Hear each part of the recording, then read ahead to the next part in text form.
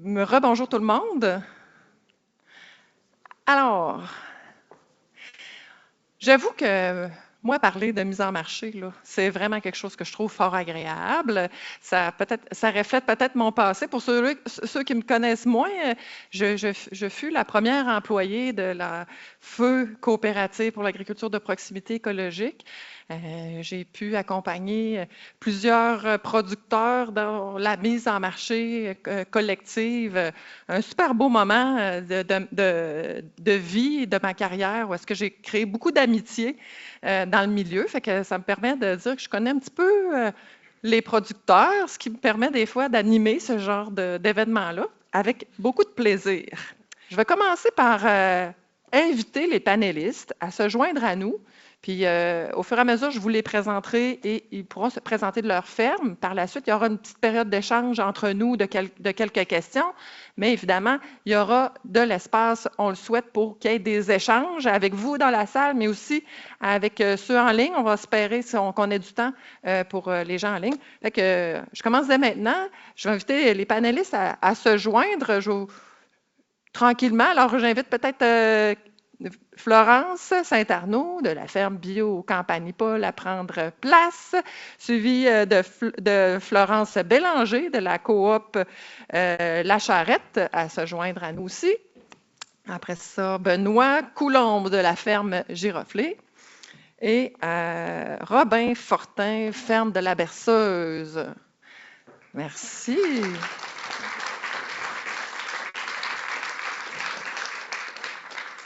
Merci à vous quatre d'être avec nous aujourd'hui. On a eu la chance de se parler quand même quelques fois avant d'arriver aujourd'hui pour cibler un peu nos échanges. J'espère que ça répondra à vos questions, puis on aura de l'espace de toute façon pour les questions. Fait qu'on va commencer d'abord avec Florence. Florence est copropriétaire de la ferme maraîchère familiale Les Jardins Bio Campanipol, située à Sainte-Geneviève de Bastican, Mauricie. La famille Lefebvre-Saint-Arnaud, à la tête de cette entreprise mauricienne depuis 34 ans maintenant, se fait un point d'honneur de fournir à ses différentes clientèles des produits maraîchers bio, diversifiés et frais. Avec une multitude de partenariats établis avec d'autres entreprises du secteur afin d'offrir un maximum de diversité, la ferme familiale souhaite participer au maintien d'une agriculture de proximité porteuse et pérenne sur le territoire. Florence est responsable de la relation client, la mise en marché, la gestion de la boutique et des communications. Elle est d'ailleurs titulaire d'un baccalauréat en administration des affaires et en communication publique. L'entrepreneur se fait un devoir de faire rayonner l'agriculture québécoise de proximité et le métier de productrice agricole sur toutes les tribunes qui lui sont offertes. Puis il y en a quand même de plus en plus, hein, Florence? Oui, c'est un beau défi, mais que je relève avec grand plaisir. Parfait. Bien, ce que vous voyez affiché pour chaque ferme, quand je vais faire la présentation de la ferme, vous avez à l'écran une carte qui présente à la fois le lieu de la ferme, dans ce cas-ci, c'est l'icône jaune, et en mauve, les paniers. Dans ce cas-ci, la ferme bio Campanipol fait principalement des paniers, fait que vous voyez les différents points de chute des paniers. Ça nous permet d'avoir une représentation géographique, finalement, de la mise en marché. C'est un support visuel là, dans votre analyse et découverte de la ferme. Fait que, ma chère Florence, je te donne la parole. Oui. Présenter. Bonjour tout le monde. Premièrement, ça me fait un très grand plaisir d'être avec vous ici aujourd'hui. Je suis pas habituée de parler assis. Ça me fait bien drôle. OK, bon, je vais m'habituer. Donc, on va commencer par une petite présentation de l'entreprise. Donc, Christine le disait, je suis copropriétaire avec mes deux frères et mes deux parents de l'entreprise Les Jardins Bio Campanipol depuis 2016 maintenant. Donc, ça fait déjà presque 10 ans qu'on a pris la relève, qu'on a intégré l'actionnariat de l'entreprise. Je suis aussi titulaire d'un baccalauréat en administration des affaires, concentration marketing et d'un certificat en communication publique. Donc, moi, à la base, je voulais être attachée politique. On n'allait pas faire pousser des carottes, pantoute. Et finalement, ben, les choses étant ce qu'elles sont et la famille étant ce qu'elle est dans mon cœur, on s'est rendu compte, mes frères et moi, que si on souhaitait que la ferme perdure dans le temps, on allait devoir prendre une décision. Et celle qu'on a prise, c'est celle de poursuivre l'aventure avec nos parents. Donc, en 2007, on a entamé le processus de transfert qui s'est quand même échelonné sur 8 ou 9 ans. Donc, vous dire que ça peut être long, que ça peut être laborieux, que ça peut être confrontant, mais que chaque étape est bonne à vivre, d'accord? Retenez ça. On n'en serait probablement pas là si on n'avait pas pris tout ce temps-là. C'est sûr que quand tu es dedans puis que tu es dans le début vingtaine, tu te dis, mais ça va-tu aboutir vierge? Mais au final, tu réalises qu'effectivement, ça valait la peine. Donc, Christine le nommait aussi, au sein de l'entreprise, je suis responsable principalement des communications, de la mise en marché, de la gestion de la boutique. Je partage aussi beaucoup de tâches de gestion des ressources humaines avec mes frères, principalement Charles, là, qui est ici aussi, et bonjour, et qui partage avec moi un peu là, la gestion des paniers et la gestion du personnel qui s'y affaire. Et l'entreprise, dans tout ça, ben, 34e saison de panier bio cette année en 2025, donc on a débuté. Je n'ai pas beaucoup de mérite en 92, je vais vous le dire. Mais les premières livraisons se sont faites en 92. Vous comprendrez que l'agriculture soutenue par la communauté, à ce moment-là, c'était plutôt difficile à expliquer. Donc, nos parents étaient, comment dire, avant-gardistes, précurseurs, novateurs, flyés, diront certains. Oui, j'en conviens. Et ben, ça a quand même porté ses fruits. Donc, 92, on commence avec 6, 7, 8 abonnés dans la région de Montréal. Des amis de mon père qui travaillaient à ce moment-là avaient son entreprise en coopération internationale et qui avaient rallié des fidèles à lui avec ce principe qui était de payer pour des légumes que tu n'avais non seulement pas mangés, mais que tu n'avais même pas vus, puis qui n'étaient même pas encore poussés. Fait qu'il fallait quand même y croire, hein? Et tranquillement, pas vite, ben, la ferme s'est développée à travers tout ça jusqu'en 2007, là, comme je vous disais, où on a initié le processus de transfert. 2016, on a refondu l'actionnariat pour créer Jardin Bio Campanipol, société par action, donc une compagnie dans laquelle on s'est intégré, mes deux frères et moi. Et en 2024, on fournissait donc 424 familles via le principe des paniers bio, en plus d'opérer la boutique à la ferme qui maintenant est ouverte 12 mois par année avec un horaire réduit d'octobre à mai.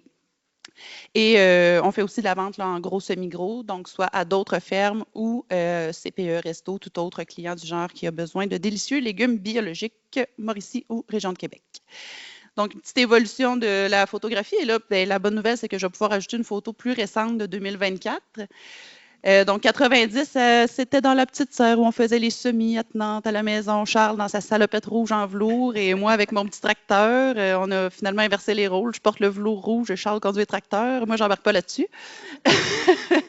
2001, ben là, on était vraiment comme dans le pic du questionnement sur l'ASC. Donc là, les gens commençaient à s'intéresser un peu au concept. Qu'est-ce que c'est que les paniers bio? Qui sont ces spécimens rares à Sainte-Geneviève-de-Batiscan qui vendent ça? Il y avait déjà la vision qui s'installait.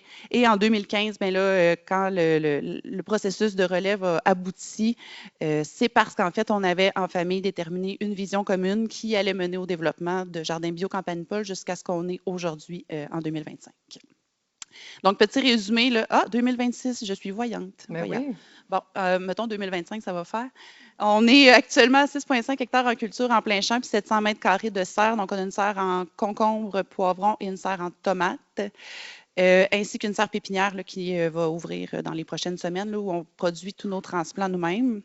On cultive évidemment une très grande variété de fruits et légumes qui se déclinent en plusieurs variétés aussi. Donc, vous savez c'est quoi, là, les paniers bio, c'est énormément de diversité et un approvisionnement soutenu de légumes forts, dirons-nous, tout au long des 21 semaines que dure notre saison maintenant. Donc, c'est aussi 5 copropriétaires actifs, les 5 membres de la famille, et une relation cédant-relève qui est basée sur le mentorat et le respect, parce que comme je me plais à le dire, oui, ce sont des collègues, ce sont mes frères, ce sont mes parents. Si c'était juste des collègues, je ne passerais pas Noël avec eux autres. Eux autres, j'ai pas le choix. Fait qu'on est tous bien de régler nos problèmes parce que sinon, ça fait des fêtes bien plates. Évidemment, des défis de conciliation travail-famille parce qu'au fil du temps, ben oui, comme individu, on a évolué, mais comme famille aussi. Donc, on est rendu aussi avec des relèves de la relève. Il y a 4 petits-enfants maintenant dans l'environnement des jardins bio Campanipol. Ça apporte son lot de défis en cas de virus, de fermeture de garderie, de tempête, mais c'est tellement vivant. N'est-ce pas, Charles? Charlou, c'est le mononcle par excellence. Et c'est aussi, bien évidemment, au fil du temps, là, le début d'une réflexion pour la mise en place d'un plan de retrait des cédants. Nos parents ont vieilli, donc eux aussi nécessairement. Et on espère qu'ils vont pouvoir prendre un petit peu plus de temps pour eux dans les prochaines années. Donc, on est à travailler là, pour leur permettre ça de façon plus aisée. Voilà. Merci, Florence. On va- j'ai- Non, c'est parfait. Ben, c'est le fun. On met bien la table. On a hâte d'entendre un peu plus parler de votre mise en marché. On va y arriver tout à l'heure dans les questions. On va passer maintenant à notre autre Florence, Florence Bélanger. Florence est membre cofondatrice de la coopérative La Charrette, qui entame sa 8e saison. Coopérative La Charrette qui est à Saint-Élie-de-Caxton, en Mauricie aussi, hein, les Florence de la Mauricie. L'aventure a débuté lorsque 4 amis se sont rejoints pour produire 85 paniers bio. Vous êtes maintenant rendus 10 membres de la coopérative de travail. La ferme évolue au gré de l'ajout de nouvelles personnes. Chaque nouveau membre amène à l'entreprise un peu sa couleur, sa spécialisation. C'est aussi des éléments qu'on va aborder ensemble. La coopérative La Charrette c'est maintenant des paniers bio, oui, mais aussi, c'est aussi une production spécialisée pour la restauration. Une terre achetée qui était achetée par la coopérative. C'est une communauté impliquée aussi, caractéristique super intéressante de la relation avec sa communauté. Un four à pain collectif, un peu l'expression de la vitalité de la communauté. Florence s'occupe entre autres justement de la mise en marché, donc les kiosques, ravitailler les épiceries, les restaurants, qui sont tous des partenaires de la coop. Florence, ben, même chose, hein? Ici, on a une carte avec des picots un peu plus colorés, autour de la ferme en Mauricie et un peu à Montréal. Alors, vas-y, ma chère Florence. Bonjour tout le monde, je suis l'autre Florence. Comme Christine le disait, ça va être notre 8e année, cette année de production à la coopérative. Donc, ça, c'est la ferme l'été. Donc, pour faire un petit historique de la Charrette, finalement, nous, on était à la base 4 amis d'université. On a étudié majoritairement, on va dire, en écologie végétale, à vouloir vivre de notre propre travail, travailler dehors et surtout fournir nos communautés en légumes de qualité et sains. Donc, on a décidé d'aller tenter la chance. On n'est pas de famille agricole non plus. Donc, on vient un du Saguenay, une de la Montérégie, une de Montréal, un de l'Outaouais. Donc, on représentait pas mal de régions. On s'est retrouvés ensemble à l'université à Montréal. Donc, on a tenté notre chance, après avoir travaillé quelques années sur d'autres fermes de paniers, de fonder notre propre entreprise à Charrette, qui est comme le village voisin finalement de Saint-Élie en Mauricie, d'où notre nom. En commençant avec 85 paniers là, en 2018. On peut voir dans l'historique que vraiment, on a augmenté quand même assez rapidement notre production de paniers. C'était une terre en location dans la famille de mon collègue Maxime. Puis finalement, en 2020, on a acheté une terre, c'est la coopérative qui a acheté la terre. Donc ça amène quand même des implications au niveau de comment la vision de l'entreprise à long terme est impliquée. Finalement, c'est la coop qui détient la terre. Donc quand on va vouloir, si un des membres veut se retirer ou prendre sa retraite, on ne compte pas sur le fonds de terre finalement pour prendre notre retraite. Puis aussi, ce que ça fait, c'est que la terre, elle n'appartient pas à nous, on n'habite pas là. Donc le village s'est vraiment approprié le projet. Puis nous, c'était quand même dans nos valeurs puis dans nos souhaits à la base. Là, finalement, on a comme une liste de bénévoles. On n'a jamais demandé à personne. Il y a tout le temps des gens qui débarquent, qui viennent nous aider. Il y a le four à pain à la ferme. Il y a des gros parties. Fait que nous, c'était quand même ça notre rêve, justement, là, de pouvoir réussir ça. On a aussi beaucoup d'enfants à la ferme qui sont pas mal présents aussi. Fait que c'est très vivant et très communautaire. Puis c'était dans nos valeurs fondamentales et dans nos souhaits quand on a parti ce projet-là. Donc, on a continué de grossir un peu la quantité de paniers. En 2022, année folle, on a déménagé les jardins et construit un énorme bâtiment multifonctionnel, ainsi que maintenant, on va avoir 4 serres sur la ferme. Donc, 2024, on faisait 350 paniers à 5 points de chute différents, un à Montréal, le reste plutôt en Mauricie, puis sur 22 semaines de production, donc de juin à novembre. Donc, on va parler de mise en marché aujourd'hui. Fait que j'ai été carte sur table. Voici l'évolution des ventes des 5 dernières années de la coop La Charrette. Dans le fond, c'est ça. Nous, on a commencé à 4 membres. L'arrivée du membre numéro 5 et 6, je dirais, ont été l'arrivée aussi de nouveaux gros canaux de mise en marché à la ferme. Par exemple, Lisande, qui a joint la coop en 2021, elle avait l'idée de faire un projet de fleurs coupées. Donc, elle n'avait jamais fait ça avant. Elle a une maîtrise en photographie, donc quand même, c'est utile dans son créneau. Puis, elle a commencé à faire ça. Donc, on a passé quand même, elle a doublé sa production chaque année, puis elle compte encore la doubler en 2025 cette année. Ce que je voulais aussi vous montrer, c'est que les paniers, ça reste quand même encore 50% là, de notre production. C'est vraiment pour nous le plus simple, la base sur laquelle compter. Moi, c'est surtout de ça que je m'occupe également. Donc, en 2025, on vise, on est comme encore on est un peu dans notre phase d'optimisation d'entreprise.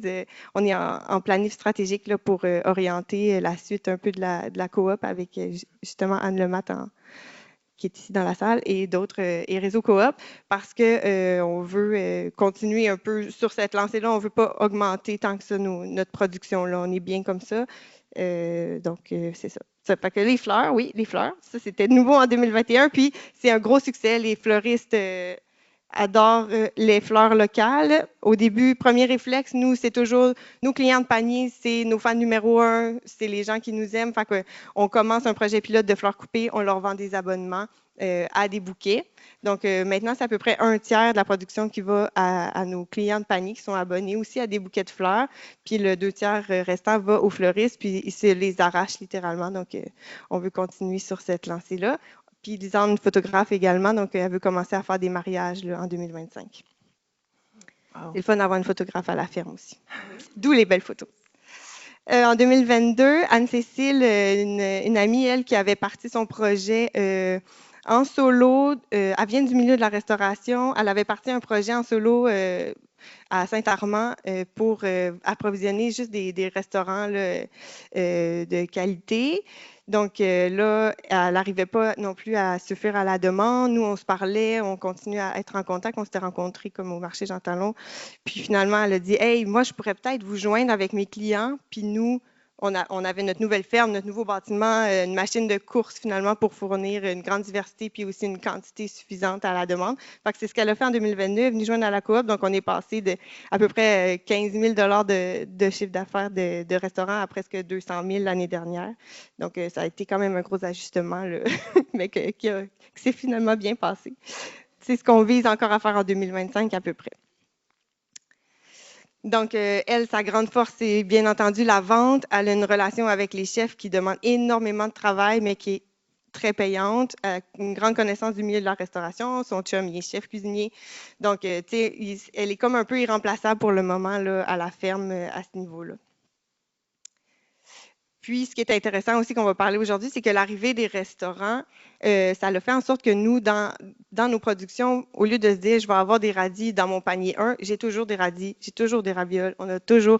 Donc, ça nous offre beaucoup plus de choix pour nos abonnés de panier. Puis, c'est très intéressant, c'est comme des vases communicants. Une semaine, il y a un chef qui prend plus de roquettes, j'ai un petit peu moins de choix de roquettes dans mes paniers, mais reste que l'offre est toujours présente. Là. Donc, c'est des beaux échanges. Les kiosques, on a un petit kiosque qui est comme un peu la fierté du village parce qu'il est en libre service, donc les gens trouvent ça vraiment mignon. Ils amènent leur visite, voir notre kiosque, regarder, c'est incroyable, tu n'as même pas besoin, tu peux mettre le montant que tu veux puis revenir plus tard compléter. Fait que, on aimerait ça l'augmenter, sa popularité, le passage. On est bien inspiré par le kiosque de Florence et Charles de Campagne-Paul. Donc, on pense qu'il y a du potentiel, mais pour le moment, ça ne représente pas beaucoup du chiffre d'affaires.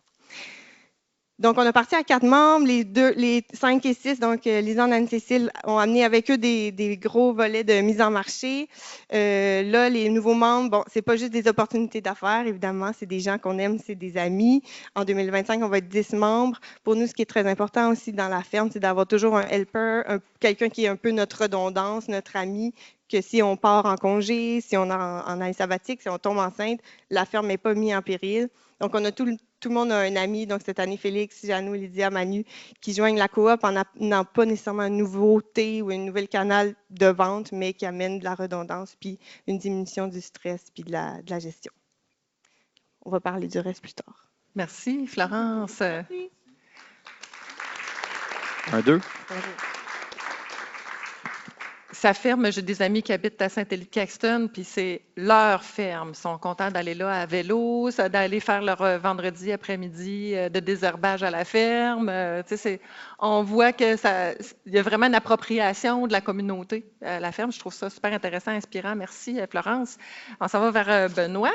Benoît Laferme Giroflée, cofondateur et propriétaire de la ferme Giroflée, fondée en 1914.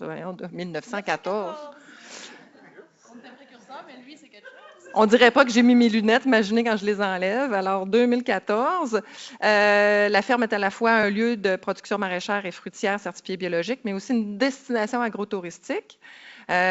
Pour Benoît, c'est la communauté et le tissu social qui est nécessaire finalement pour la co-création de la transition socio-écologique. Je trouve ça intéressant. Puis maintenant, j'ai rencontré ta collègue, je comprends aussi la réflexion. J'ai une petite discussion avec elle, c'est super intéressant. Donc, vous vous inscrivez dans une vision qui permet le rapprochement entre l'humain et la nature. Au fil des années, vous avez créé aussi différents collectifs que je vais te laisser présenter. Puis vous sortez, même la mise en marché aussi, elle sort du modèle, on va dire, plus traditionnel des paniers. Je vais te laisser aussi présenter tout ça. Donc, à toi la parole, mon cher Benoît. Bonjour. Ici. Donc, la ferme Giroflée, c'est comme Christine a dit, on a fondé en 2014. On a planté du bleuet. On était spécialisé en bleuet. Puis le but, c'était de fournir les bleuets pour les fermiers de famille. Présentement, on est rendu avec 6500 plants de bleuets. Quand même une grosse bleuetière bio en Montérégie. Et depuis 5 ans, on a commencé à intégrer des légumes pour justement aller chercher une diversité. Fait que la ferme est en affaires depuis 11 ans dans le canton d'Hemmingford. 2014 à 2016. Bon, on peut dire, attends un petit peu là-dessus, ça, je viens de le dire. Les légumes ont commencé en 2019, puis on avait la particularité de la ferme, c'était de se mettre en collectif, mettre une mise en marché en commun. On a commencé avec 4 bleuetières fondatrices, et là, on est rendu avec 8 bleuetières. Et puis, dans les légumes, on a ajouté les légumes au fil du temps. Présentement, on est 9 fermes en collectif. C'est mon équipe de co-gestion, moi, Nancy, Marie-Claude. Puis, on se répartit les tâches là, au niveau de la vente, la production, puis des communications, puis de l'administration. Juste pour dire les valeurs du collectif, puis je vais parler un petit peu de ça. On est rendu avec 25 légumes là, présentement, puis la majorité de notre mise en marché, elle va être en distribution, soit en circuit court ou en circuit long. On a juste un 7% de vente directement à la ferme par vente au détail, marché fermier et vente à la ferme. Le reste, c'est vraiment tous des produits qui vont être emballés. Puis, pour être capable de bien approvisionner, c'est ça, c'est de se mettre en commun avec les fermes. Puis pour les valeurs qu'on a besoin d'avoir, c'est des valeurs de collaboration, de confiance aussi. Confiance, on veut inspirer la confiance à nos clients, mais on a besoin que les producteurs qui travaillent ensemble se fassent confiance aussi. C'est super important, c'est fondamental. Ensuite, c'est bien sûr qu'on regarde les standards de qualité sur le marché. Puis, il faut essayer d'être égal ou meilleur en standard de qualité. Si on veut se faire un nom, se faire reconnaître, ça fait partie du lien de confiance avec les clients. La régularité aussi, on a besoin d'avoir une bonne régularité. Il faut avoir un volume suffisant, mais de façon hebdomadaire, il ne faut pas en manquer. Il faut en avoir suffisamment. Puis, tu sais, dans le fond, c'est des valeurs qu'on demande à des aspirants producteurs qui se joignent à nous. Il faut qu'ils adhèrent à ces mentalités-là. On ne peut pas fournir juste quand on a un petit peu un surplus. Il faut être là toutes les semaines, puis nos clients doivent être desservis. On essaie d'avoir de la différenciation. Ça, c'est bien sûr qu'avec les 25 légumes, j'ai des produits. Moi, j'ai 3 catégories. Extra niche, des produits qui sont dans la niche, puis des produits qui sont de commodité. La majorité, c'est dans la niche et extra niche. Donc, ça crée une difficulté dans la commercialisation. Ça l'emmène de l'intérêt, de la curiosité, Par contre, ce n'est pas des produits de consommation courante parfois, pour certains produits comme l'okra ou le cucamelon, par exemple. Dans les valeurs du collectif, c'est aussi de protéger la biodiversité. Je n'embarque pas une ferme avec nous qui n'aurait pas des valeurs biologiques ou protéger le vivant sur sa ferme ou faire attention à l'humain là aussi parce que c'est très important d'avoir une certaine faire un peu plus que ce qui se fait actuellement en agriculture. Pour les autres, c'est plus les autres diapos, c'est plus quand on va parler de prix. Là. Tu sais, je voulais dans mon collectif, je peux peut-être faire celle-ci. Là.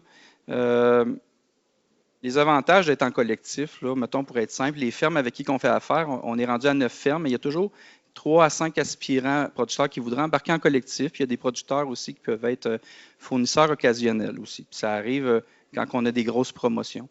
Puis les avantages, simplement, c'est l'entraide en logistique, dans le transport, dans la chaîne de froid, comment emballer, comment sélectionner la qualité, quoi mettre pour que le client soit des standards de qualité du marché. L'autre aspect, c'est les achats de groupe qu'on a aussi, qu'on a mis en commun pour les emballages. Ça permet d'aller chercher un escompte de volume. Tu sais, puis sinon, tout seul, on est trop petit. On mutualise les ressources, que ce soit dans la main-d'œuvre ou dans la production aussi. On donne des contrats de production. Il y en a qui vont être spécialisés, puis des fois, c'est 2 fermes qui produisent la même production. Ou dans le Bleuet, on est 8 fermes à faire la même production. Ça nous emmène un aspect concurrentiel aux yeux des clients. Si une ferme, sa bleuetière gèle pendant une saison, il n'y a pas de production, ce qui se passait dans la concurrence, on réduit la concurrence en travaillant ensemble, bien, ils perdaient ses clients parce qu'il y avait d'autres fournisseurs qui embarquaient dans les marchés. Puis après ça, ils peinaient, on avait de la misère à reprendre le marché parce que le nouveau fournisseur avait pris la place. Fait qu'on on a quand même un bon contrôle sur la concurrence dans les bleuetières. Dans les légumes, c'est un petit peu différent, mais on essaie de faire le même processus. On réduit l'effet de la concurrence. Puis, dans le fond, on est plus attractif avec nos clients. Ça, c'est un petit peu mon modèle. Puis, je vais passer le micro à Robin. Oui, bien, en fait, c'est intéressant. Dans le fond, les 2 collectifs que la ferme La Giroflée a été à la base de la Constitution, vous êtes un peu comme le coordonnateur de ces collectifs-là, en lien avec justement les volumes d'approvisionnement, le développement de la clientèle, la validation un peu des standards de qualité. C'est vraiment la ferme La Giroflée qui assure la gestion des 2 collectifs, c'est bien ça? Oui, c'est ça. Dans le fond, c'est une bonne question. J'avais oublié de faire la parenthèse. Quand j'ai fondé j'étais cofondateur avec 4 fermes. Il fallait quelqu'un qui organise les ventes, coordonnateur des ventes. J'ai pris ce rôle-là par défaut parce que je pense que j'avais des bonnes capacités. Je connaissais le milieu quand même. J'étais dans des entreprises de production à grand volume pendant des années. Et j'ai pris ce rôle-là, mais le but, c'était de fonder une coopérative entre membres. Puis finalement, ils ont trouvé que je faisais peut-être une bonne job comme ça, puis ils ont dit, on n'a pas besoin de créer une nouvelle entreprise, tu le fais déjà bien. Mais d'un autre côté, j'aurais aimé, puis le but, c'est de se partager des tâches, pour pas que ce soit sur une personne simplement. Donc, chaque ferme, il y a des spécialités, puis on essaie de s'entraider là-dedans. Il y en a un qui est très bon dans le transport, ça m'a aidé à ne pas acheter de camion dans ma ferme. Moi, pour m'occuper des ventes de toutes les fermes, il a fallu que je délaisse ma mise en marché, ma production dans ma ferme. Pendant quelques années, ma ferme, elle a souffert, elle était handicapée de ma non-présence ou mon expertise parce que c'était au moins 1000 heures par année de développement des affaires et de vente. Fait que je ne mettais pas ça dans mon entreprise, tandis que les autres fermes se spécialisaient dans la leur. C'est vraiment l'idée du gagnant-gagnant, c'est comment on peut partager des ressources selon nos expertises. C'est ça qui nous a aidés à, tu sais, en 11 ans, là, ma ferme est jeune, je fais de la mise en marché depuis 2019. On a commencé le bleuet 2017, mais c'était trop petit. Fait que donc, depuis 2019, c'est 5 ans de légumes, mais ça nous a permis de prendre une croissance très, très rapide parce que moi, j'ai investi dans un frigo. Les autres fermes pouvaient emmener les produits. Un autre a investi dans le camion. Il a fait le transport. On s'est réparti des tâches. Moi, j'étais bon j'ai fait le branding aussi. Puis, dans le fond, on a fait des marques de commerce. Puis, on commercialise sous la même marque. C'est jamais marqué Ferme Giroflée sur mes étiquettes. Je suis distributeur en étant coordonnateur. C'est moi qui ai le compte d'ouvert. Mais dans le fond, on a une marque de commerce en commun. Puis, il faut que le standard de qualité soit le même pour toutes les fermes. C'est ça le défi. Alors, je vais poser la question au micro. Anne demande quel est le volume, le chiffre d'affaires des collectifs, j'imagine, ou de la ferme? Des collectifs. OK. Les premières années, la mise en marché était du collectif, c'était 80 des fermes extérieures de la mienne. Présentement, je suis rendu à 70 à l'intérieur du collectif, puis 30 est dans les fermes extérieures. J'explique ça parce que j'ai eu des problèmes de qualité, puis on a failli perdre des ententes avec des acheteurs à un moment donné. Donc, quand il y a une culture sensible, je m'assure de la produire en quantité suffisante et je la donne en contrat aussi avec l'autre ferme. Tant qu'il n'a pas fait ces 3 années de preuve là, au niveau de la qualité, régularité, puis la chaîne de froid, bien, je ne peux pas lui donner en spécialité parce que c'est tellement long, ça prend 3 ans de développer un marché. Il y a des marchés qui prennent plus de temps que ça, mais il reste que... puis dans ma ferme, je fais présentement 30 de bleuets puis 70 de légumes aussi. Je produis tous les produits qui sont du collectif, mais il y a d'autres fermes qui produisent aussi. Donc, à la question, est-ce qu'on a une idée de volume qui sort annuellement des collectifs? En boîte, en argent? C'est comme tu veux, ce que tu es prêt à donner? Bien, là, présentement, on est rendu, on prévoit 2025 entre 750 et 950 000. Une mauvaise année, ça serait 750. Là. Ça serait pas. Puis la croissance a été vraiment élevée. J'ai doublé à toutes les années pendant 3 ans. Et à un moment donné, c'est un enjeu de liquidité, ressources humaines aussi qui ne sont pas formées. Ça va trop vite. Mécanisation, où on fait tout à la main, mais les tracteurs, la mécanique, tout ça. Donc, c'est des enjeux de mise à l'échelle qui sont difficiles, puis que c'est tout sur les épaules quand les employés partent, par exemple. On aura l'occasion d'élaborer là-dessus dans ces questions-là. On va finir notre premier tour de table avec Robin Fortin, la ferme La Berceuse, maraîcher depuis 27 ans. Ça te fait à peu près 32 ans maintenant, c'est ça? On entame notre 27e année. Robin a toujours milité en faveur de l'agriculture biologique. À travers les années, il s'est impliqué à la Fédération d'agriculture biologique du Québec, l'organisme Québec Vrai, l'AKP, puis j'en oublie, parce que ce midi, tu parlais d'autres coops aussi que tu as vu vivre. Bref, tu as accompagné le développement du secteur depuis de nombreuses années. Ce qui est marquant, c'est vraiment le développement des mises en marché à travers le temps que Robin et la ferme ont exploité, ont testé, essayé, peut-être certains laissés de côté ou pas. Et actuellement, la ferme La Berceuse est en transition. Là. Il y a de la relève dans la salle. On passe de bio à conventionnel. Ah oui? C'est maintenant qu'ils nous annoncent ça. Écoutez, oui, ça c'est la ferme. On pourrait expliquer ça. On va parler de mise en marché. On va entrer là-dedans tout de suite. Je vais aller brièvement. Moi, ce que je veux, sur laquelle j'aimerais m'attarder, c'est que ça va faire ma 27e année, mais ma vie de producteur maraîcher, ça a été une série d'accidents. Mais le mot accident, quand on regarde ça du côté positif, on appelle ça des opportunités. OK? Donc, je suis devenu agriculteur il y a 27 ans, maraîcher par accident, par opportunité, parce que je travaillais dans le domaine des communications, en environnement particulièrement. Et c'est une prof en agriculture qui me dit que je devrais devenir maraîcher parce que la ferme que je possède était complètement plantée en arbres. On a défriché, OK? Et elle m'avait dit que je devrais devenir maraîcher, puis je l'avais traité de folle. Tu sais, ça m'arrive de temps en temps. Puis, sauf qu'elle avait semé quelque chose dans moi. Puis 6 mois plus tard, j'entrais à l'école d'agriculture de Nicolet et le printemps d'ensuite, on cultivait, Jean Martinet, un acre de terrain avec un kiosque sur le bord du chemin, puis nos ventes ont été de 4 800 $, puis ça m'a convaincu que c'était ma nouvelle profession. Donc, on a commencé comme ça. Et on est en 98. Puis en 98, c'est dans le bio, Campagne Paul 92, on est encore comme un peu à une époque naissante, OK? Mais ça brasse, hein? La France est déjà dans le décor, la filière se crée puis commence à s'ancrer. Il y a beaucoup de monde qui commence à se pencher sur le bio, etc. Puis tout. Donc, il y a un envolé parce que, qui est lente et tranquille parce qu'on commence avec le marché de Drummondville où les gens nous traitent de menteurs, puis on amène des livres puis des recettes pour convaincre le monde. Ça prend une demi-heure avant de vendre une botte de carottes, mais on tient le coup, tu sais. Fait que les premières années, on mange un peu nos bas, mais on est convaincu. Ça m'a amené à m'engager dès le départ parce qu'il fallait développer. Il fallait développer le marché, il fallait convaincre. Il y avait une forme d'éducation populaire à faire rayonner, je dirais.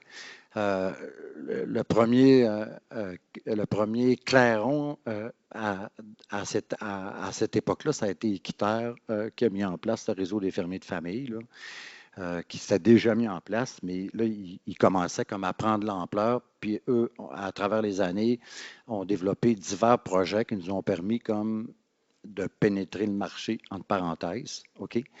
Donc, ça a commencé comme ça. Et puis, donc, le marché de Drummondville, les paniers, on a commencé à monter les paniers tranquillement, pas vite, à mesure de notre capacité de produire. Et puis, quelques années plus tard, ben, on arrivait à la fin de la saison, mais on manquait toujours de stock. On produisait pas assez. Ça fait qu'on a passé comme plusieurs années en cours de saison, puis arriver en fin de saison, à manquer de stock, de produits. Donc, ça motivait comme à développer la ferme. Donc, on a défriché, on a construit une serre, une deuxième serre, une troisième serre, des grands tunnels, d'autres grands tunnels. En fait, on était coincé chez nous sur peu de surface parce que c'était forestier. Puis, donc, on agrandissait par en dedans avec les serres et puis les grands tunnels. Pour finir, il y a 12 ans, à acheter une autre terre. OK? Puis, sauf que là, avec l'âge, il faut que tu arrêtes d'investir à un moment donné, il faut que tu restes calme. Là, hein? Donc, à travers ça, il y a les opportunités qui se sont créées, puis on en a créé aussi. L'AKP est une création d'une volonté de s'organiser ensemble, mais aussi de se mettre en marché collectivement. Ça a marché un bout, là, pour toutes sortes de raisons, on ne reviendra pas là-dessus. Sauf qu'on a fondé les bio-locaux. Manger local, c'est génial, c'est parti de là. Il y a beaucoup de fermes qui ont fait leur classe en mise en marché avec l'AKP, il ne faudra jamais l'oublier. Tu sais. Et le mentorat que ça permettait. Hein, oui, le mentorat, le maillage. le transfert d'expertise aussi. Oui. Mais nous, à la ferme comme telle, on a commencé à se développer, puis on est arrivé à une étape aussi où le marché, c'est comme si la demande, l'offre puis la demande, ça s'accotait, ça devenait plus serré, ça devenait un peu plus difficile de se mettre en marché. OK? Les paniers plafonnaient un peu, etc. Tu sais. Donc, nous, moi en tout cas, quand on faisait l'analyse de ça chaque année, quand on fait nos bilans, on se dit, ben, oups, là, il faut commencer à se revirer de bord. Tu sais. Ça fait qu'on a... les biolocaux, ça a été une première étape avec le marché Jean Talon, entre autres, où les volumes de vente sont venus comme très élevés. Tu sais. Et puis, après ça, c'est présenté d'autres opportunités. La chose qui est importante pour moi, qui a marqué dans ma carrière jusqu'à date, en tout cas, puis que quand je regarde mes confrères, puis que mes consoeurs qui produisent, puis celles et ceux qui réussissent le mieux, c'est celles et ceux qui se sont engagés, qui se sont impliqués à travers la communauté, des associations, à travers l'AKP, etc. Parce que c'est souvent là, entre producteurs, dans l'informel, que les choses se créent. C'est là qu'on rencontre toutes les autres personnes qui se penchent sur nos cas. Et je pense que ce soit des organisations comme le CETAB ou les gens de l'école ou recevoir des stagiaires.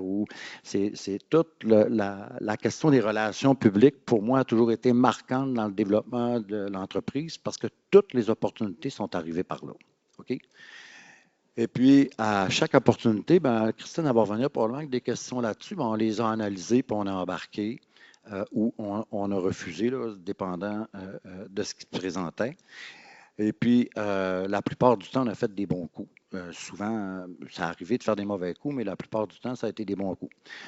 La motivation pour moi, ça a été de se diversifier parce que dans mon profil à moi, ma personnalité, quand je maîtrise quelque chose, j'aime bien le déléguer et passer à autre chose.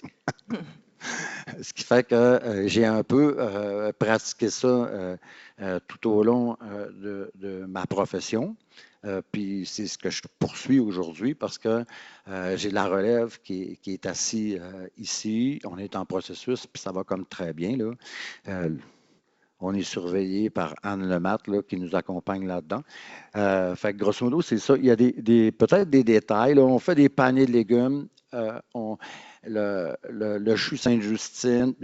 C'est une tarte. Ce qui est important de voir là-dedans, c'est que nous, on a réussi avec le temps à équilibrer l'ensemble de nos productions pour s'asseoir avec nos clients, voir à quoi ils s'attendent, leurs désirs, qu'est-ce qu'ils préfèrent, etc., pour construire notre plan de production en fonction de ça, pour être capable de répondre à leurs demandes. Donc, ajuster notre offre en fonction de la demande. Ça, on fait ça de façon personnalisée avec nos clients.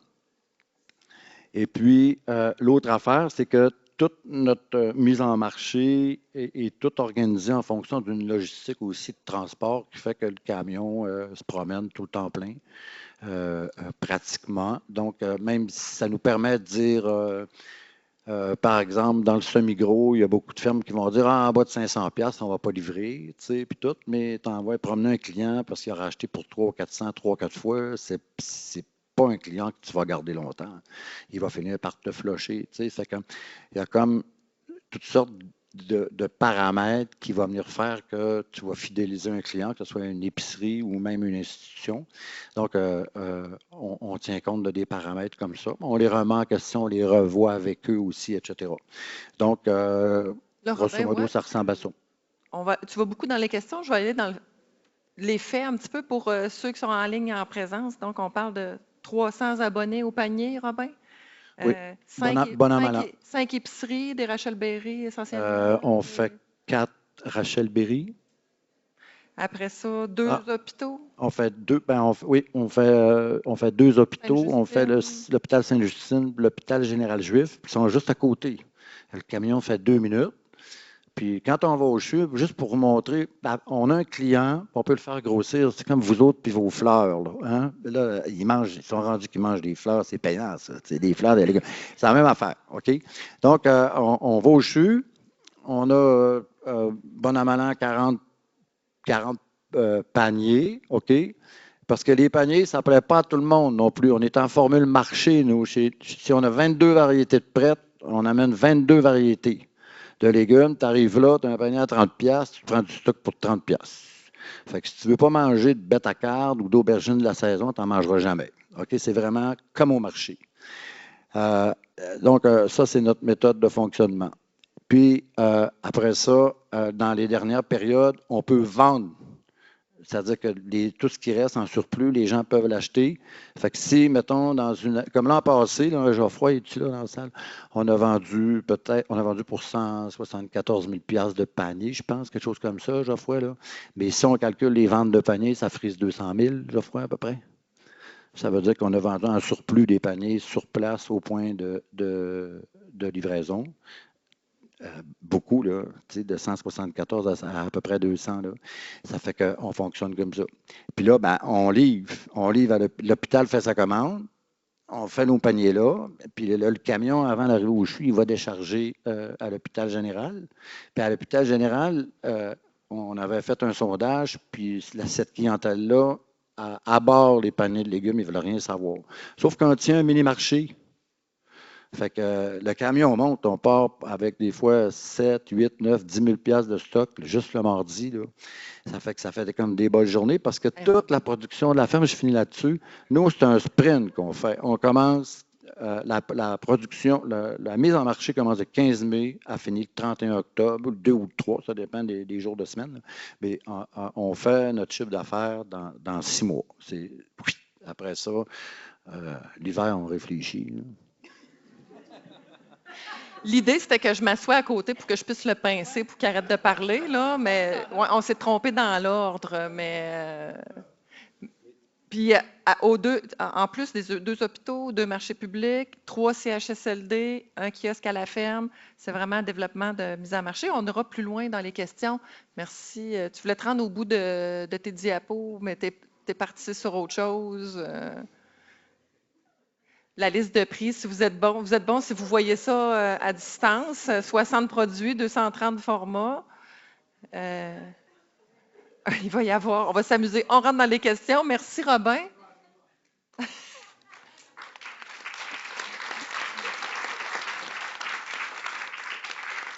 On a parlé beaucoup, certains ont parlé d'opportunités, on développe des nouveaux marchés. À la Charrette, tu as parlé le développement des marchés se fait par l'introduction de nouveaux membres, mais comment qu'on perçoit, comment qu'on définit qu'il y a une opportunité de marché? Qu'est-ce qui fait qu'à un moment donné, on se lance, on se dit, ah, voici une belle opportunité pour développer un marché. Comment vous réfléchissez ça dans votre développement? Et il peut prendre. Rapide, ça se passe actuellement. Rapide, qu'il a dit. Okay. Vous savez, dans les écoles, c'est des concessionnaires. Hein? Puis après ça, tu as des qui opèrent, là, mettons. Et on a été appelé, comme il y a un mois, là, par un gros à Ville-Saint-Laurent, là, qui doit gérer, je ne sais pas, 60-80 écoles. Puis là, ils ont décidé de prendre un virage local. OK? Fait que m'a appelé, tu sais.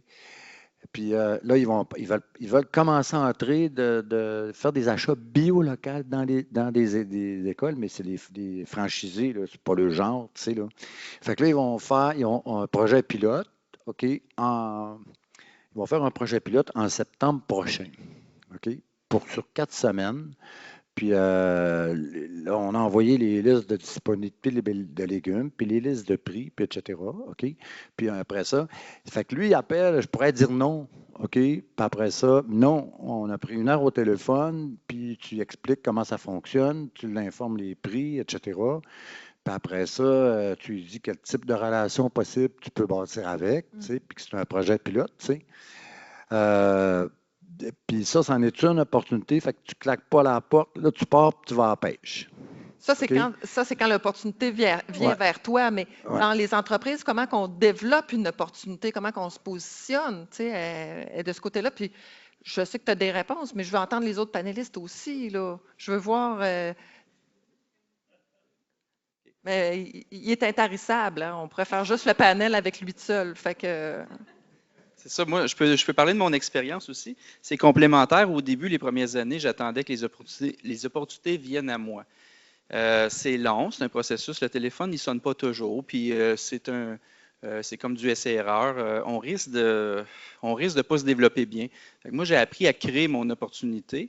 Mais c'est du démarchage, mais c'est d'aller à la pêche. Puis, s'il y a une culture que je vois qui est intéressante pour nous, complémentaire au niveau main-d'œuvre, ou la clientèle, ou c'est un produit vraiment niche qui n'est pas produit, qu'on serait les seuls à faire, je vais la proposer. Là, je vais à la pêche, je la propose à différents clients. Des fois, ça prend. Dès la première année, ils embarquent dans le projet. Il faut que je leur mette c'est quoi l'image, c'est quoi l'emballage, c'est quoi l'étiquette. Mais des fois, ça prend jusqu'à 4 ans avant d'avoir une réponse positive. C'est pour ça que les premières années, j'y allais dans des valeurs sûres. Tu sais, les valeurs sûres, il n'y en a pas. Il n'y a rien de sûr. Mais c'est une entente qu'il va me prendre à peu près tant de boîtes par semaine, tant de boîtes saisonnières. Régularité. Si j'ai ça, je peux commencer à produire. Puis avec ça, ben là, je peux réfléchir à la rentabilité, je vais le savoir après une saison ou deux. Tu sais, la rentabilité, c'est pour ça que créer une opportunité, c'est d'essayer, puis d'aller chercher une part de revenu. Tu sais, un segment de marché, une part de revenu, un nouveau client, c'est toutes des opportunités pour moi. Mais est-ce que tu le vois rapidement que c'est une opportunité qui va porter fruit, ou est-ce qu'il faut que tu le travailles sur du long terme? Bien, pour certains légumes, j'ai cru que c'était des bonnes opportunités, puis ça a fini que ça allait être des moyennes ou des petites. Il faut le travailler sur le long terme. Je pense, des fois, je suis un peu idéaliste. Là, je pense qu'il y en a j'en vois partout des opportunités, mais ce n'est pas toujours bon.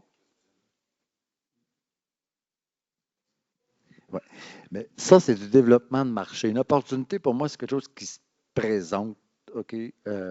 parce que Qui se présente le téléphone tu es reconnu vous, pour mais telle en dehors affaire, de puis ça. etc., puis ça tombe. Alors, du développement de marché, c'est comme, pour moi, ça, c'est du développement de marché. Je vais aller là. Je veux rentrer là, OK?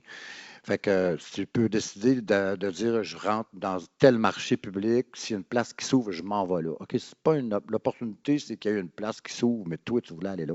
Donc, c'est développer le marché. Puis souvent, c'est qu'on produit, mais il ne faut pas, on produit, comme nous, on a décidé qu'on ferait de l'asperge parce que il n'y en a pas. Il y a un gros trou dans le marché. Donc, on n'ira pas faire de carottes, il y en a trop. Tu comprends-tu? L'idée est là. Fait que ça, on développe. Mais là, est-ce qu'il y a des opportunités dans le marché? Puis là, quand tu observes ça, il n'y a pas d'asperges bio sur le marché, pratiquement pas. OK? Puis là, tu appelles des acheteurs potentiels. Puis eux autres, ils disent, ah ben non, c'est clair, c'est oui, elle vient toute du Pérou, elle vient toute du Mexique, elle vient toute de la Californie, tu sais. S'il y en a du Québec, on l'achète, on achète tout, on veut tout. Tu le travailles avec tes clients actuels, c'est ça que tu veux dire? C'est un peu comme ça que tu sais, tu produis jamais si tu ne sais pas ce que tu vas le vendre, ça n'a pas de bon sens, tu sais. Là, on produit pour 300 paniers. On se dit, ben, on a un swing entre 2,75 et 3,25, on est correct. Mais on a plusieurs canaux. Fait que s'il y en a juste 225, je suis capable de me revirer de bord parce que mon offre va être plus élevée. Moi, je vais élever mon offre dans les épiceries. Je vais jouer sur mes stratégies de prix pour sortir plus de volume au marché. Je vais m'organiser parce que je suis capable de recréer un équilibre à travers mes canaux. C'est un mélange entre l'équilibre de tes canaux, donc la complémentarité de tes canaux. C'est l'avantage. Et ta stratégie de prix aussi, quand tu as des gros volumes, tu t'assures de pouvoir passer ton produit en quantité. Que tu utilises plusieurs stratégies en même temps. OK? Quelqu'un veut rajouter là-dessus, Florence? Tu gères tout ça, t'es bien fine. Bon. Moi, je suis d'accord avec Robin dans la distinction entre développement de marché et opportunité. Le point que je souhaiterais apporter, c'est que la tristesse d'avoir une ferme qui a 34 ans quand tu en as 37, c'est que tu es déjà désillusionné. C'est-à-dire? C'est-à-dire que je devrais être remplie d'allégresse et de bonheur de voir poindre devant moi des opportunités, mais c'est comme si je les ai déjà vues et que ça a déjà planté.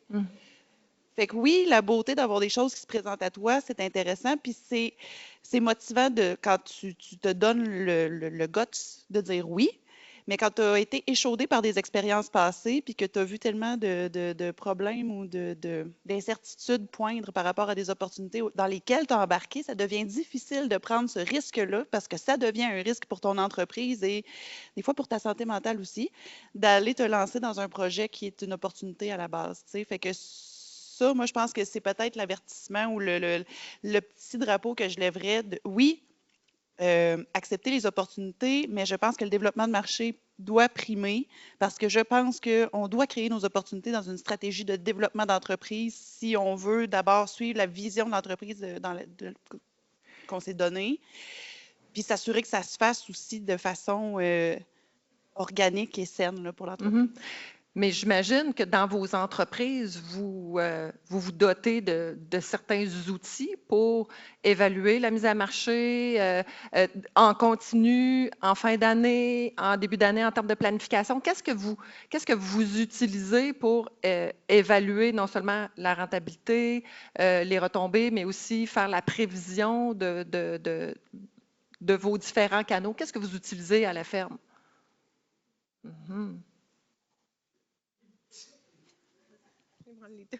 Vas-y, Florence. Ils sont tous ouverts tout le temps. Dans le fond, c'est quand même difficile d'évaluer des fois la rentabilité d'un canal de vente. Je pense au point de chute. Nous, on en a 5. On trouve que c'est beaucoup parce qu'on veut vraiment avoir une approche de fermier, fermière, de famille, d'être là, que ce soit quelqu'un qui travaille à la ferme, qui est présent. On a un point de chute qui est tenu par des bénévoles, puis le taux de réabonnement est vraiment moins élevé. Tu sais, les gens, ils ont moins un lien. Leur seul lien avec la ferme, c'est le point de chute, sauf s'ils viennent finalement à la fête à la ferme, que ça se peut qu'ils sont en chalet à leur mononcle. C'est très important finalement pour nous, ce lien-là qu'on a au panier bio. Fait que, mettons, nous, c'est sûr que, comme on disait tantôt, nous, l'arrivée du volet fleurs puis du volet restaurant, c'est arrivé avec des gens. Puis pour ce qui est de développer des points de chute de panier, on essaye d'en faire le moins possible. de nouveaux points de chute pour atteindre notre objectif, parce que c'est beaucoup de travail, beaucoup de temps de livraison, beaucoup de véhicules qui cassent tout le temps. Donc, puis comment on évalue des fois certaines, tu sais, dans le gros temps des récoltes de champs ou de tunnels, on va 3 fois par semaine à Montréal. C'est quand même 1h45 à 2 heures de route de la ferme. Fait que là, on a comme calculé rapidement combien ça coûte le salaire de quelqu'un, plus le gaz, plus un pourcentage. Fait qu'on s'est dit, nous, si on ne vend pas pour 1 000 $, on ne va pas à Montréal livrer. Par exemple, on y allait le mardi pour les restaurants, le jeudi pour le point de chute de panier, puis quelques restos autour. Mais des fois, en saison, ça vaut la peine, on va livrer pour 2 500, 3 000 $ de légumes le vendredi pour écouler des tomates de champ ou de serre qui ne se garderaient pas la semaine d'après. Puis pour accommoder les restaurants, qui leur plus grosse soirée, c'est le samedi, finalement. Fait qu'on on fait plutôt nos topos en novembre, quand la grosse saison est finie, là. On se rassoit, puis on regarde nos chiffres, puis on se dit, bon, ce point de chute-là, qu'est-ce qui se passe? Il y en a qui sont sur la glace tout le temps, chaque année, finalement. À ce temps-ci, on a peur, on le maintient. Généralement, c'est ça qui se passe.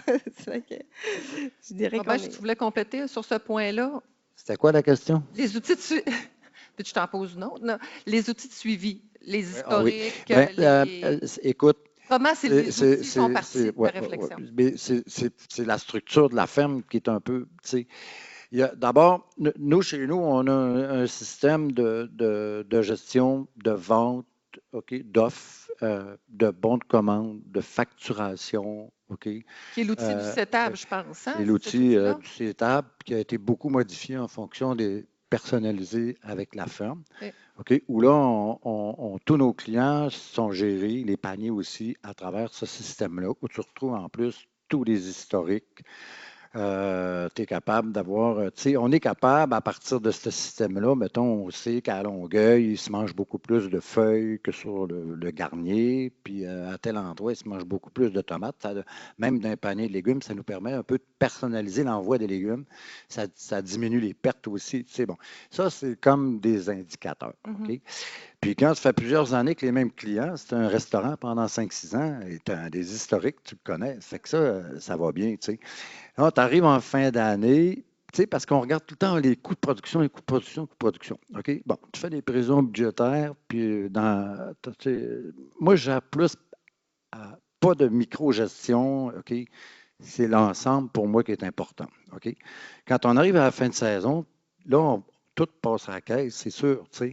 On évalue combien de kilos on a sorti au mètre carré, OK? Puis, si on est-tu dans la moyenne, puis si on ne l'est pas, pourquoi? Puis les problèmes sont-ils biotiques, abiotiques, ressources humaines, tu sais? On a-tu eu trop, on a-tu passé, on a-tu jeté, on a-tu perdu, tu sais? Bon. Fait que là, on regarde tous ces aspects-là. Fait que ça, c'est tous des indicateurs. On a-tu manqué, tu sais? Puis les clients, c'est la même affaire, tu sais. On regarde qu'est-ce qu'ils ont commandé. On a tous les historiques. Qu'est-ce qu'ils ont commandé? C'est-tu plus? C'est-tu moins? Ça correspond-tu aux rencontres de planif qu'on a eues de mise en marché au mois de mars avec ce qu'ils disent, cette année, on va t'acheter la tomate en maths, tu sais. Fait que là, on confronte tout ça, tu sais. Fait que c'est tous des indicateurs, ça. Le bilan, le bilan, c'est le départ. Avec tes clients aussi. Tu vas faire ça avec les clients, c'est en semi-gros, tous les clients. On n'en fait pas avec les paniers, parce qu'avec les paniers, ça fait 22 ans qu'on fait des paniers chez nous, puis on a fait 18 ans des sondages, puis les réponses étaient tout le temps les mêmes. OK? On veut plus de légumes, on veut plus de fruits, on veut plus de variétés le plus longtemps possible. Puis là, je ne suis pas contente, il y a une semaine que j'ai reçu un melon, là, puis je l'ai fait cuire parce que je pensais que c'était une courge. Fait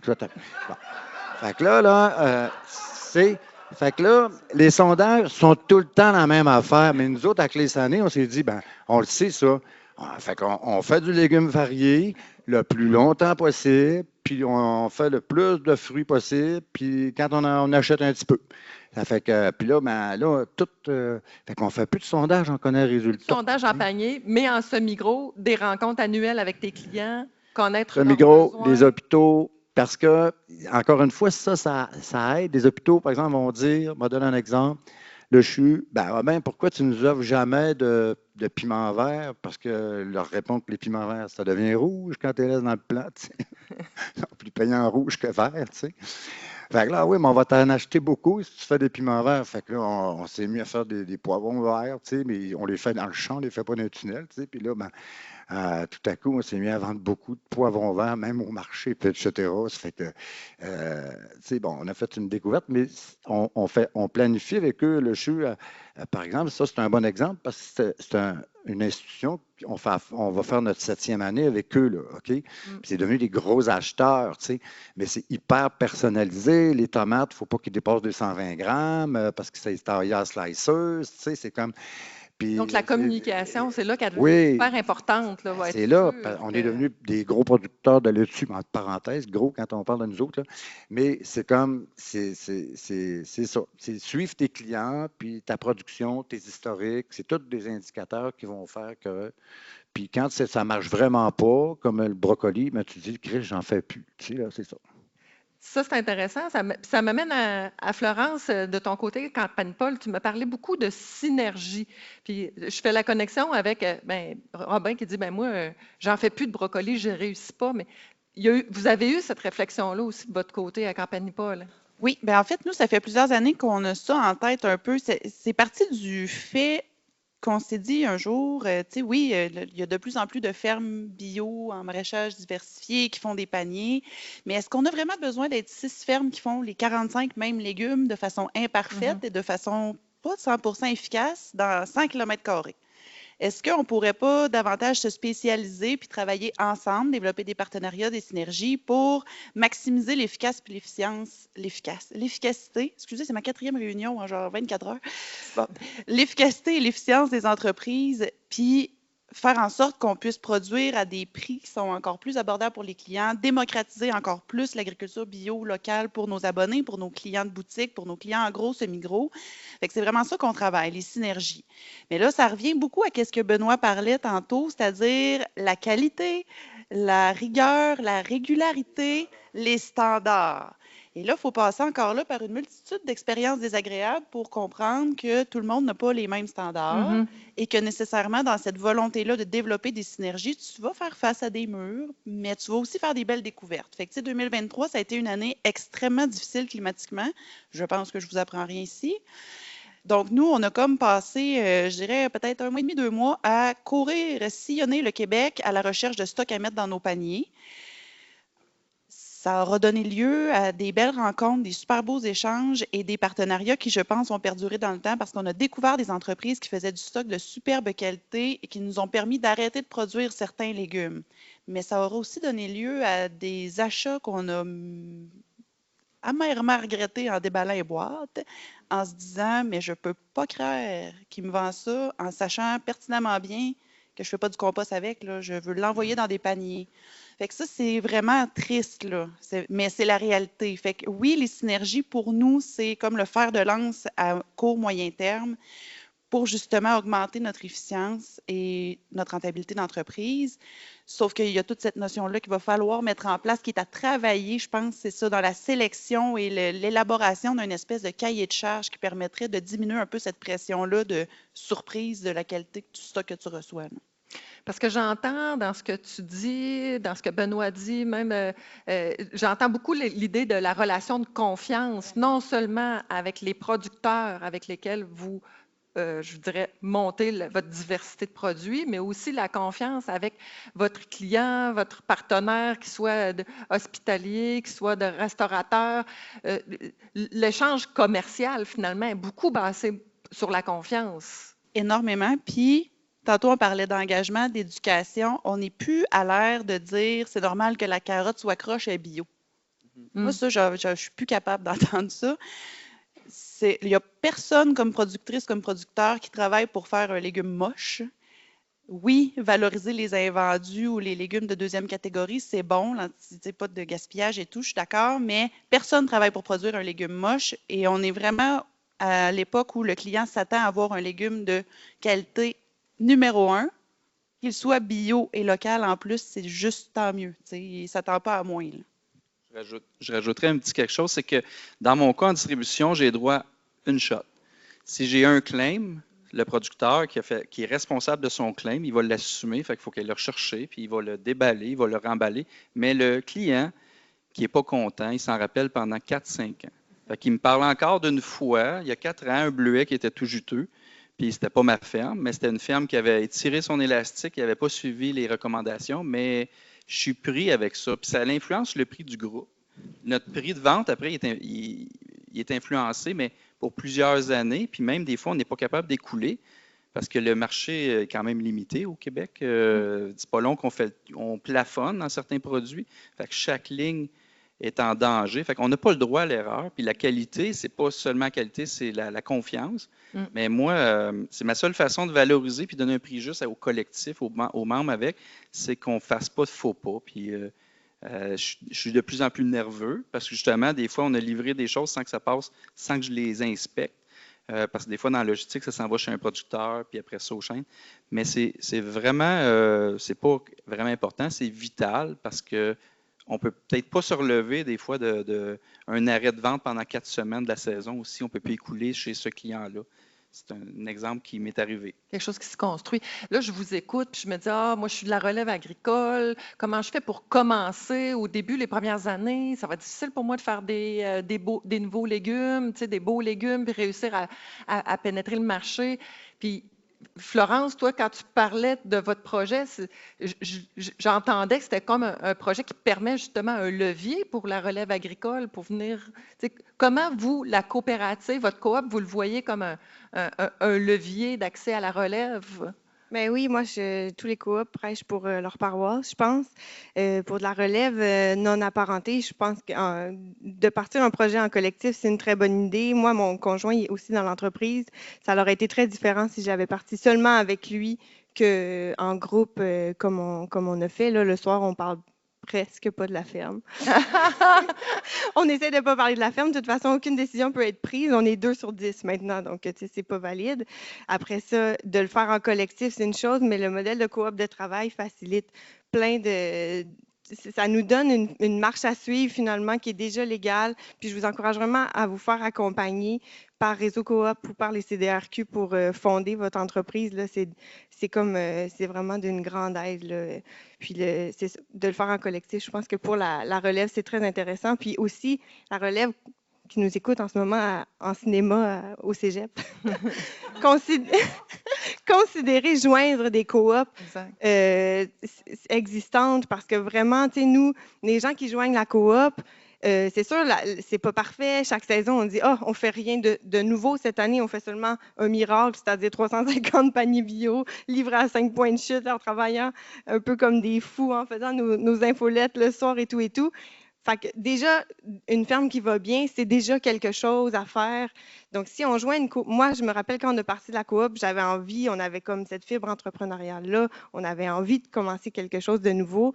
Puis, je suis contente puis fière de ce qu'on accomplit. Puis, je suis contente qu'il y ait des gens qui veulent se joindre finalement à la coop puis qui voient, pour eux, c'est pas je viens passer un été à la ferme, c'est mon emploi dans la vie. Je travaille à la coop La Charrette. C'est plus des gens qui viennent tester le métier. Ils s'achètent des maisons au village, puis c'est ça leur job maintenant. Là, c'est une belle façon aussi, quand on rentre dans une coopérative, de pouvoir entrer et d'avoir une espèce de mentorat à l'intérieur même. Donc, la production des légumes, on se joint à un groupe, fait que c'est plus facile aussi d'assurer une certaine qualité du produit, j'imagine. Oui, exact. Puis, c'est ça, nous, on n'est pas, ça fait seulement 8 ans, mais quand même, les gens qui joignent, des fois, ils ont des expériences intéressantes qui amènent de d'autres fermes, ou comme Anne-Cécile qui arrivait avec ses clients, c'était hyper intéressant pour la coop aussi. Donc, pour nous, de rester flexible au niveau des allées et venues des membres, pour le moment, il n'y a aucun membre qui est parti, mais si quelqu'un quitte, la coop n'est pas mise en danger non plus à cause de ce modèle-là. C'est 1 000 $ participer à la coop La Charrette, tu pars demain, on te le redonne. On va avoir de la peine, mais ça ne sera pas grave pour la coop. Bien, ça va être le moment de vos questions. Je vais me promener avec le cube. Tiens, ça va me faire bouger un peu. Là, je commence à avoir les fourmis dans les jambes. Merci. On va commencer par les bretelles. J'ai une question, Florence Campagny-Paul, mettons, OK? Sortie d'autoroute, bière, vin, fromage, beurre, c'est-tu majeur comme impact sur l'économie de la ferme, ça? Parce qu'eux, il y avait un kiosque de ferme à 300 mètres plus loin. Ouais. ça doit quadrupler ou sinon décupler vos ventes locales. Là. Ils ont rebâti sur le bord de la ferme à la sortie de l'autoroute. Oui. Ben, en fait, moi, je vais là souvent. Là. Denis, tu es tout le temps chez nous. Mais en fait, je pense que c'est pas tant le fait que le kiosque soit dans la bretelle d'accès maintenant que les panneaux bleus qui, nous, ont vraiment tout changé. Et ça, on remercie Serge. Vous en avez combien sur l'autoroute des panneaux bleus? En fait, on a le minimum parce que c'est extrêmement coûteux. On en a donc au total 4 sur l'autoroute, donc un en approche, un à la sortie. Il y en a un à chaque sortie pour dire de quel bord, puis un de chaque bord de l'entrée. Ils sont comme collés, mais tu n'as pas le choix, c'est réglementé. Fait qu'un coup que tu dis « je veux des panneaux sur la 40 pour aller là », eux autres, ils te disent « ça te fait 6 panneaux et c'est 15 000 pour 3 ans ». Fait que ça a été un investissement majeur. Et dans les opportunités qu'on parlait tantôt, là, nous, notre opportunité majeure à ce moment-là, c'était notre situation géographique et on ne l'avait pas encore exploitée. Donc, ça aura été vraiment un game changer majeur dans le développement de la boutique. Et c'est aussi ce qui a permis ou ce qui a stimulé l'élargissement de la gamme de produits offerts. Donc, on est passé, ça fait des années, je pense qu'on tient les fromages ancêtres depuis la création de la fromagerie. Mais on a élargi, là, maintenant on a du fromage de chèvre, j'ai des viandes, j'ai justement le permis d'alcool, bière et vin bio. Puis ça découle aussi de toutes les synergies partenariats qu'on parlait, oui, dans le frais, dans le fruits et légumes pour les paniers, mais pour la boutique aussi, pour bâtir un inventaire qui est disponible à ma clientèle de boutique, mais qui est aussi disponible via l'application de gestion des paniers qu'on a conçue avec nos développeurs. Via justement la boutique en ligne, les abonnés au panier peuvent puiser dans l'inventaire de la boutique pour s'approvisionner en produits complémentaires. Merci. J'entends qu'il y a une question en ligne qu'on va poser qui est, tiens, Geoffroy, c'est toi qui vas poser la question au nom de la personne en ligne. Oui, la personne en ligne demande est-ce que le réseau des fermiers de famille a un standard de qualité de ses produits? Imposé finalement? Est-ce qu'il y a un cadre autour du RFF? Bien, chaque année, on doit signer les engagements mutuels qu'on doit lire qui disent en gros que les légumes vont être beaux, pas trop sales. Donc, c'est quand même vraiment basé sur une confiance. Il n'y a pas d'inspection, il n'y a personne d'hier.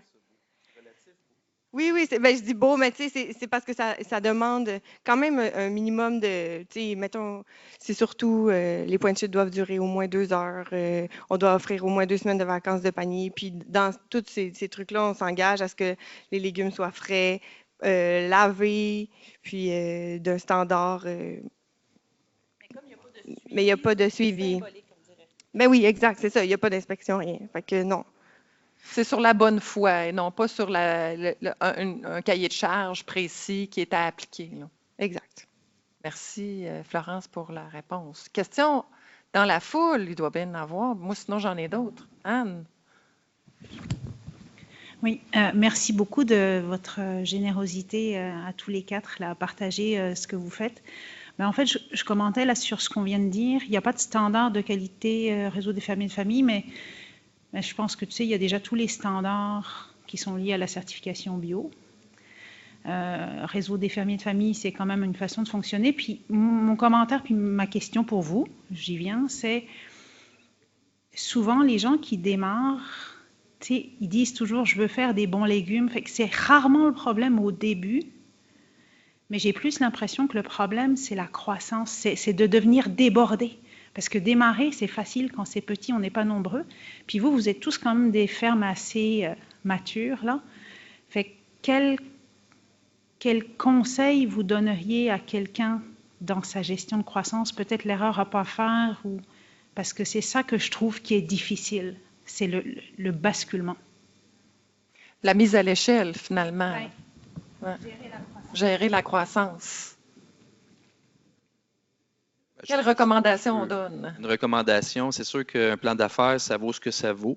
Les imprévus vont arriver. Une bonne équipe, des bons conseillers. Moi, j'ai une expertise agronomique, c'est sûr que ça me sauve, mais je ne vais pas dans le champ, donc ça me prend une bonne équipe. Là, il y a la rétention de main-d'œuvre, la rotation de main-d'œuvre, fait que ça finit qu'on fait des gaffes, on subit des gaffes. Il y a plein de facteurs qui font que la main-d'œuvre n'est pas toujours régulière, stable ou formée. Gestion de l'eau. On ne peut pas sous-estimer les investissements à faire. Il faut faire la totale. Il ne faut pas manquer d'eau. La fertilisation, des erreurs de débutants, c'est pas mettre assez d'engrais, penser que c'est suffisant. Donc, il faut y aller un peu plus. Les engrais verts, moi, je suis en intercalaire, par exemple. Les engrais, bon, je ne ferai pas un cours sur l'engrais, mais fertilisation, l'irrigation, suivi des champs, gestion des récoltes au bon moment. Il ne faut pas que ça soit dur, il ne faut pas que ça soit ligneux, il faut que ça soit... Mais dans la croissance, c'est souvent un manque d'équipement, on n'est plus d'un bon timing, liquidité, des choses qu'on n'a pas prévues sur un plan, puis ça grandit trop vite, ça ne se passe pas comme on veut, c'est dur de pallier à tout. On va en vivre, mais il faut les éviter le plus possible. Vas-y, Florence. Mais pour aller dans ton sens, Benoît, puis aussi... Tu sais, Florence, qu'est-ce que tu disais on ne peut pas faire toutes les mêmes 60 ou 45 légumes. Je pense que dans une optique de croissance, de faire qu'est-ce qu'on est bon au niveau de la production, mais tu sais, comme Robin, nous, mettons ton opportunité tantôt que tu parlais, je dois avouer que nous, on a été hyper plates depuis le début. Tu sais, les gens ils nous demandaient « Ah, voulez-vous venir fournir tel petit marché à Charette? » Non, on était comme vraiment poche au début. Là, on commence à avoir le temps, puis ben, non, pas le temps, mais la maturité de se dire qu'est-ce qu'on a le goût de faire, puis qu'est-ce qu'on a le goût que la ferme devienne, puis là, d'accueillir à la ferme. Mais les 5 premières années, là, tout le petit extra, le flafla, moi, je suis quelqu'un qui a vraiment ça à cœur, en plus d'être impliqué dans sa communauté. Ça me brisait le cœur, des fois, de dire non, on n'ira pas là. Non, on ne fournira pas le dépanneur, même si j'ai le goût que les gens y aillent, parce que ça n'a pas de bon sens, qu'on va vendre rien, on va s'épuiser. Donc, tu sais, aussi de savoir dire non, puis de se protéger un peu, là, finalement, de certaines impulsions du moment qui pourraient faire en sorte qu'on va juste perdre du temps, finalement, tu sais, de focusser sur des canaux qui vont être rentables puis qu'on est bon aussi là, pour... Puis il y a un élément que vous avez dit en préparation dans nos entretiens individuels avant, je m'en vais là, mais il y a l'idée avant de se lancer dans un autre modèle de mise en marché, dans un nouveau canal, est-ce que je maîtrise les canaux que j'ai actuellement? Je vous relance là, parce que c'est quelque chose que vous m'avez dit. Si vous voulez aller de vers là aussi, là, Florence, vous voulez peut-être compléter avec autre chose? C'est un peu là que je m'en allais, en fait. Est-ce que, tu sais, se diversifier dans la mise en marché, oui, s'éparpiller, non. Être certain que le choix que tu fais, puis le choix, il peut changer d'une année à l'autre. Comme exemple, depuis 2 ans, disons, les abonnements au panier bio, c'est un petit peu plus difficile à aller chercher. Fait que nécessairement, on essaye de combler dans d'autres canaux qu'on a déjà. Mais l'idée à garder en tête en tout temps, je pense, c'est que tu ne pourras pas tout faire de toute façon, peu importe t'es combien dans ton équipe, et que c'est important de penser que la ferme, il faut qu'elle survive à ta saison, mais toi aussi. Fait que ça, je pense qu'on n'en parle pas assez, là.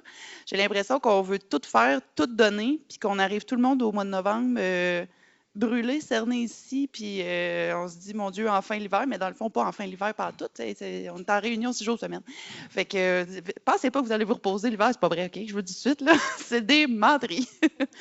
Puis il y avait un autre point que je voulais amener aussi, mais je m'en souviens plus.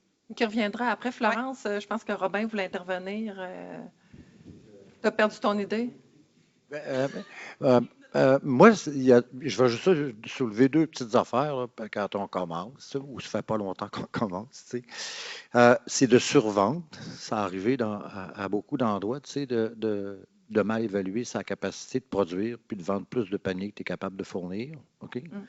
Donc, ça, c'est. Puis souvent, tu commences, tu n'as pas beaucoup de paniers, puis tu n'as pas d'argent pour racheter, ce qui est un peu pas normal non plus, parce que tu aurais dû prévoir un montant de rachat en cas d'imprévu ou pour compléter des choses que tu ne fais pas, hein, pour amener plus de diversité dans le panier. OK? Puis une erreur aussi de débutants souvent, puis il y en a qui ça fait longtemps qu'ils pratiquent puis qui font encore cette erreur-là, c'est d'aller récolter au champ quand les légumes ne sont pas mûrs, quand ils commencent, tu sais, au lieu de commencer la saison, mettons, à Saint-Jean-Baptiste, là, quand le beau temps est vraiment pogné, là, puis que les légumes sont prêts à sortir du champ, là, ils veulent avoir de l'argent plus vite, puis ils commencent 2 semaines ou 3 semaines avant. puis ils coupent trop petit. Fait que là, ils s'hypothèquent pour pratiquement tout l'été. Tu sais, là, le volume n'est pas là, puis les légumes, souvent, ça se vend au poids. Tu sais, c'est comme... puis ça, c'est une erreur que beaucoup font. Tu sais, là. C'est pas mieux que ramasser du légume trop gros, mais en tout cas, c'est ça. J'ai retrouvé mon point. Dans tous les cas et dans peu importe le stade de croissance de l'entreprise, là, moi, je pense qu'il y a aussi 2 principes à garder en tête en tout temps comme productrice, producteur, humilité et transparence. Tu as le droit de te planter dans quelque chose. Tu sais, on parlait de la technologie tantôt, puis les humains. On se plante pas, on plantera bien. Bon. Mais ça se peut, tu sais, ça arrive des gaffes, des erreurs ou une culture qui a mal été. La beauté, en tout cas, dans le fait d'avoir une boutique, un kiosque avec lequel tu interagis avec ta clientèle et dans les paniers bio, c'est que tu peux l'expliquer à ton client. Pourquoi j'ai pas de ravioles cette année? J'ai semé, on a eu une ondée terrible après, ça a tout tapé, les graines n'ont jamais levé. Qu'est-ce que je fasse? T'sais? Fait que ça s'explique. Moi, je pense que ça fait aussi partie de notre mission comme productrices et producteurs d'éduquer les consommateurs puis de leur expliquer qu'est-ce qu'il y a derrière comme travail ou qu'est-ce qu'il y a derrière comme problématique quand il n'y a pas de légumes en étal. On avait des commentaires désobligeants à tous les jours en 2023 à boutique, puis mes employés de kiosque qui étaient comme atterrés de se faire dire à tous les jours « Ouais, pas grand-chose dans le frigidaire. » Excuse-moi, là, ça fait 3 semaines qu'il mouille, ça se peut qu'il n'y ait pas grand-chose dans le frigidaire. Fait que les gens ne réalisent pas encore toute la réalité agricole. Fait que je pense que ça fait partie aussi de notre quotidien de devoir les mettre à jour un peu. Je rajouterais un petit push sur la transparence parce que dans mon cas, je fais de la distribution. Puis des fois, on a une qualité qui est moins bonne. Ça ne veut pas dire qu'elle n'est pas bonne, puis ça ne veut pas dire qu'elle est moche. Mais elle ne passe pas le standard habituel parce qu'on met un gros. La meilleure chose, c'est toujours d'aviser son client, de dire j'ai une qualité, c'est ci, c'est ça, elle va être un peu comme ci, comme ça. Si tu vends vite, ça va. Puis là, il va l'accepter, mais tandis que quand il reçoit, il peut la refuser si on ne l'a pas avisé. Fait que là, l'honnêteté, c'est un signe d'intégrité. La transparence, c'est ce qui fait qu'on garde nos relations, parce que le but, c'est de garder nos relations, c'est des relations humaines. Vendre à tout prix, non, mais s'entendre sur des paramètres, si ce n'est pas ce qui est habituel, c'est très important. Je ne fais pas relation avec 300 clients ou 500 clients. J'ai entre 10 et 20 clients, mais de plus gros volume. Fait que pour moi, c'est des valeurs aussi ou des choses à ne pas faire. Mentir avec de quoi, ne pas dire, omettre, c'est pire. Merci. Question? Est-ce qu'il n'y a pas de l'attraper? Oh. Bonjour. Petite question. Dans la formule de mise en marché de panier, beaucoup qui se lancent en agriculture bio, c'est leur modèle de commercialisation privilégié. Est-ce que vous calculez réellement toutes les charges qui sont reliées à cette formule-là? Et là, tantôt, vous avez parlé de infolette le soir, les recettes, toutes ces choses-là pour qu'au final, vous soyez en mesure de savoir combien ça vous coûte. J'ai l'impression que souvent, vous comptez tellement pas votre temps là-dedans. Non. Non. Non. Je parle pour moi, OK? Je ne suis pas un exemple. Moi, pour moi, encore une fois, c'est l'ensemble. OK? C'est l'ensemble qui compte. C'est tout le temps comme ça. Puis, il y a les paniers, ils paient d'avance. Il ne faut pas oublier qu'ils paient d'avance. Fait ça, c'est comme si tu vas dans la marge de crédit puis tu ne payes pas d'intérêt. Ça, c'est toujours ça de gagner. Là. Puis, quand tu es assez gros, ça prend beaucoup d'argent pour décoller la ferme, là, les intrants, puis en tout cas, on ne commencera pas à se lamenter. Là, puis après ça, mais pour moi, c'est l'ensemble. Puis avec le temps, comme chez nous, comme je te dis, comme les clients, l'hôpital, les paniers, c'est comme tout est devenu une espèce de trajet de mise en marché où tout est collecté. Fait que c'est comme s'il y avait une symbiose entre mes paniers, puis Cooper part le mardi matin, fait un Rachel Berry, un deuxième, un troisième, un quatrième, monte à l'hôpital juif, va à côté. Ça fait que c'est comme... Fait que mon camion, il ne monte pas 3 fois, il monte une fois avec tout ce beau monde-là. Là. Ça fait que je fais des économies d'échelle pour mon essence. L'employé aussi, je ne le paye pas cher, trop. Puis... Non. Mais c'est un peu comme ça, mais dans mon cas, je ne calcule pas. Nous, on n'a jamais fait plus que 300 panier, ça peut déborder un peu parce qu'on trouve que l'administration est monstrueuse par rapport à vendre à une épicerie ou à vendre à un hôpital ou même à aller au marché. Tu amènes ce qui est prêt, puis tu remplis les tablettes, puis tu fais la caisse à la fin de la journée, puis c'est fini, tu sais, là. Alors que les paniers, c'est pas ça. Tu as un contrat, il faut que tu fasses une infolette, ça prend ça prend le site Internet, tu sais, là. Il faut entretenir toute ta patente-là, tu sais, ça prend tu sais, dans certains cas, comme moi, j'étais à Montréal, puis tout, ça prend des bénévoles. Moi, je ne suis pas marié avec quelqu'un qui travaille avec moi, puis qui se tape une partie de la job, tu sais, il y a tout. Chaque ferme a sa réalité, comme, tu sais, pour moi, en tout cas, c'est quelque chose qui est archi complexe, avec beaucoup de comeback, OK, de paniers oubliés, puis tout. Enfin, on a éliminé, nous autres, tout. Tu oublies ton panier, présente-toi à nos points de chute, va le chercher. Tu sais, là, puis on a tout éliminé, toutes les restrictions, tout. Puis là, on n'a plus de problème. On ne se fait plus engueuler, il n'y a plus rien, tu sais. C'est sûr que on a éliminé tous ces détails-là. Ça a un coût, mais ça te revient. C'est ça que je comprends, Robin. Hein? Ça a un coût d'enlever toutes les barrières, d'enlever toutes les restrictions, mais en même temps, ça te revient en termes de tranquillité d'esprit. Ça baisse le stress. C'est ça. Beaucoup le stress. Ça baisse beaucoup le stress. Fait que c'est un peu comme ça chez nous, Nicolas. Tu sais, là. Vas-y, si je peux rajouter, pour ceux qui veulent se partir en panier, comme on dit, c'est quand même peut-être plus difficile d'aller recruter des nouveaux abonnements, mais je pense que ça reste quand même la formule en or pour se partir, parce que oui, il y a du travail d'infolettres, etc., puis de paniers oubliés, puis de monde qui finalement ils ont oublié de se mettre en vacances. Mais ce qui est vraiment rassurant quand on commence, comme moi qui avait pas tant d'expérience, c'est que je sais qu'est-ce qu'il faut que je fasse. J'ai décidé en décembre, je vais semer ça.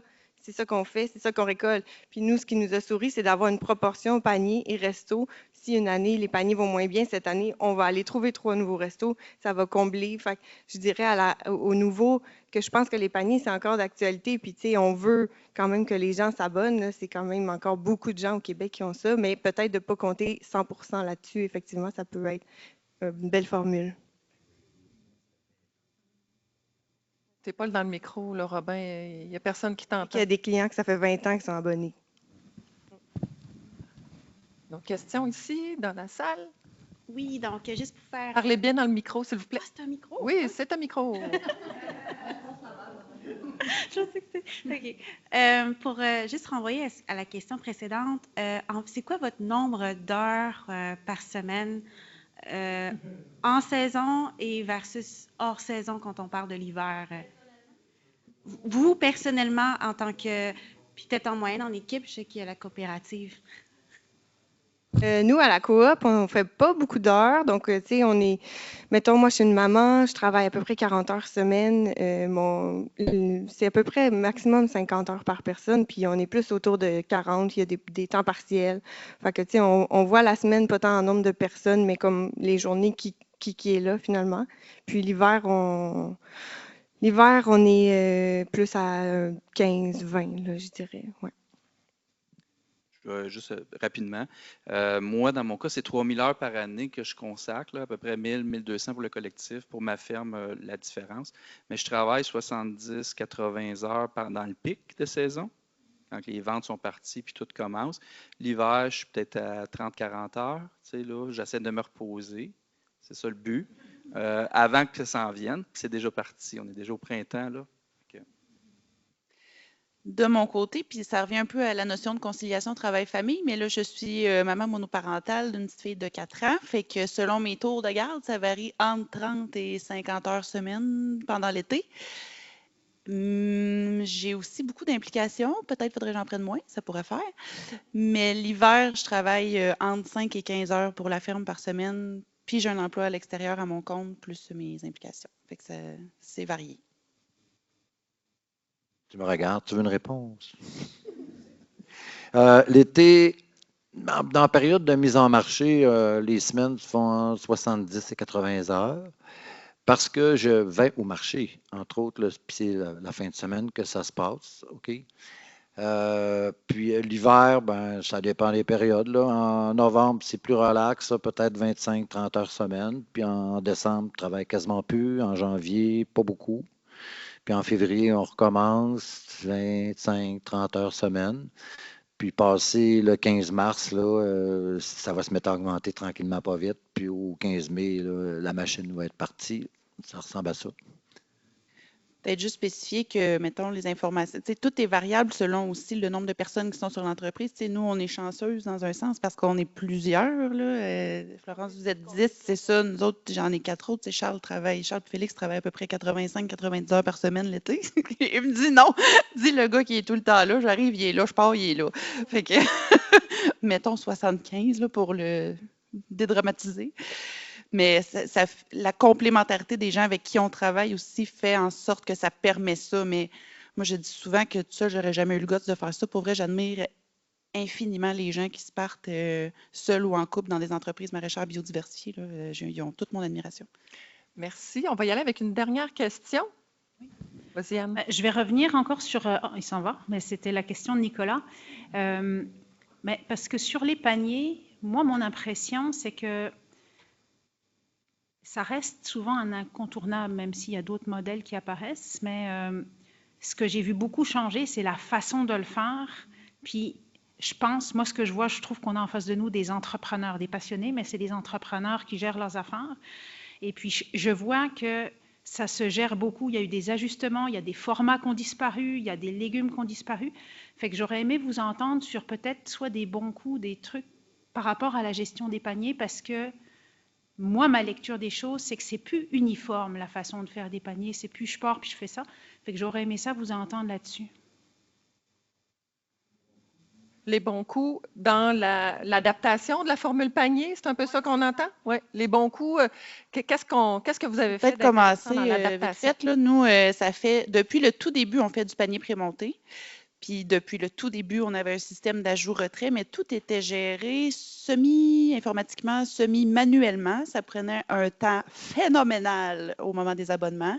Depuis 2021, avec une firme de développement web en Mauricie, on a une application de gestion qui intègre tout. Fait que tout se fait tout seul ou à peu près. Il me reste juste à saisir les paiements dans le module genre facturation des abonnements. On a gagné un temps incroyable. C'est 2021, quand on l'a fait, qu'on avait des problèmes de main-d'œuvre, puis qu'on s'est ah oui,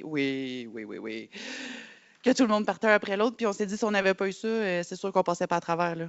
C'était officiel. Là. Ça génère les bons de commande, ça génère les quantités par livraison pour faire les suivis de qui a eu quoi, quand. Fait que ça a été notre bon coup des 5 dernières années, je pense.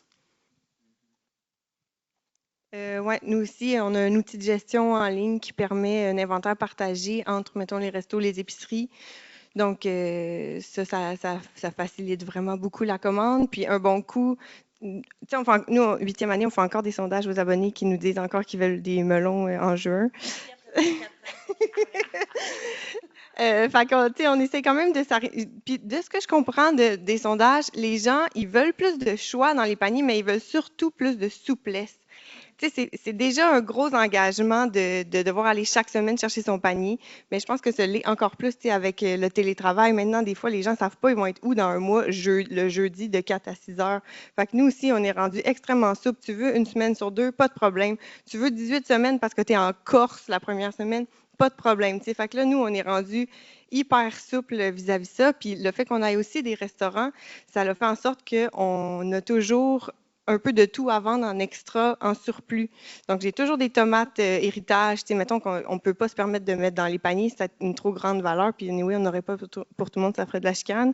Fait qu'on les met à vendre en extra. Donc, finalement, les gens, il y en a qui peuvent commencer à s'abonner une semaine sur 2, puis la semaine qui n'ont pas de panier, commander un peu plus à la carte. Là. Donc, je pense que je trouve que ça fait que le consommateur, qui est comme, vraiment un partenaire encore, un abonné de panier, il fait son bout de chemin parce que oui, il est abonné au panier. Donc, nous, ça nous permet de prévoir notre production. Puis nous, on fait notre bout de chemin quand même aussi à s'assouplir. Laurence. Oui. Pareil comme moi. Vous autres aussi, vous avez fait ça. Oui, nous autres, c'est la souplesse. Puis le jour où on a ouvert le bar, ça a été extraordinaire parce que l'autre, c'est beaucoup plus facile de gérer tes champs aussi. Tu as 300 paniers, puis il faut que tu amènes ces 300 légumes-là, puis là, c'est comme, Là, c'est plus ça du tout, là, tu sais. Puis en plus, on a nos historiques. On n'enverra pas 300, 200, 100 brocolis. Il y a une place. Même s'il y a 100 clients, on le sait qu'il va en revenir 35. Tu sais, là. Fait que c'est ça, ça a été pour là. Comme on a différents canaux, ben ça, tu peux dire, ben là, j'offre plus là, puis c'est comme là, tu peux jouer beaucoup avec les volumes, tu fais beaucoup de variétés, tu as beaucoup de volumes, fait que tu as beaucoup de jeux. Fait que là, c'est intéressant. Parce que les prix ne sont pas les mêmes, différents dans chacun des canaux, tu sais, c'est aussi, tu sais, là, fait que les paniers vont payer moins cher qu'au marché, puis les Rachel Berry, ils payent un très, très, très bon prix. Souvent, ce qu'on vend au Rachel Berry, c'est le même prix que la personne achète au panier, tu sais, là, parce qu'ils payent bien, tu sais. Ça fait qu'on a des prix, des listes de prix un peu différentes en fonction de notre canal, là, tu sais, pour s'ajuster avec notre clientèle, tu sais. Merci. Merci beaucoup de votre générosité. Je pense qu'on peut les applaudir. Merci beaucoup. Je pense qu'on retient plein de belles réflexions, tu sais, la confiance, la synergie, la souplesse pour votre clientèle, mais aussi dans votre vie, je dirais, dans votre entreprise, comment réussir à alléger en se spécialisant, mais en travaillant avec d'autres pour venir offrir, je comprends, diversité, qualité, c'est ce que cherche la clientèle, donc il faut viser ça, mais tout en gardant une espèce de... C'est la santé mentale, hein, Florence? L'équilibre. Donc, merci à vous tous. Ben, c'est comme ça qu'on clôt du côté maraîcher le 11e colloque Bio pour tous. Merci à vous tous, ici en présence, les gens en ligne. Bien, on se revoit l'année prochaine. Et voilà, merci à tous. En sortant, laissez vos cocardes, il y a un endroit pour ça. Puis vous pouvez prendre le temps de jaser entre vous. On n'a pas souvent l'occasion de se voir, fait que profitez-en tout le monde. Merci. Merci beaucoup, Christine.